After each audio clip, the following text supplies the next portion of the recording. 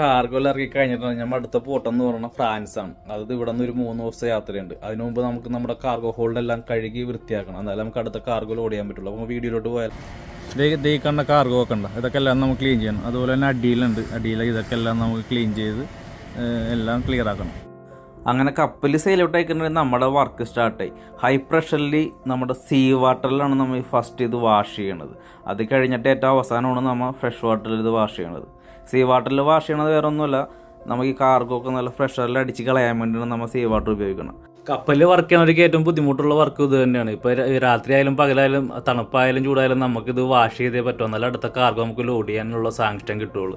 ഇപ്പോൾ ഇവിടെ -2 ആണ്, നല്ല തണുപ്പാണ്. അവസാനം നമ്മൾ ഈ വേസ്റ്റ് വന്ന കാർഗോ എല്ലാം ഒരു മിറ്റത്തിൻ്റെ സഹായത്തോടാണ് മുകളിലോട്ട് എടുക്കുന്നത്. അങ്ങനെ നമുക്ക് ഒരു ദിവസം ഒരു 3 ഹോൾഡുകളും ക്ലീൻ ചെയ്താൽ മാത്രമേ നമുക്ക് 3 ദിവസം കൊണ്ട് തീർക്കാൻ പറ്റുള്ളൂ, എന്നാലും നമുക്ക് അടുത്ത പോർട്ടിൽ ലോഡ് സ്റ്റാർട്ട് ചെയ്യാൻ പറ്റുള്ളൂ. അടുത്ത വീഡിയോട്ട് ഞാൻ എന്തായാലും വരുന്നതായിരിക്കും. വീഡിയോ ഇഷ്ടപ്പെട്ടൊന്ന് സപ്പോർട്ട് ചെയ്തേക്കണേ.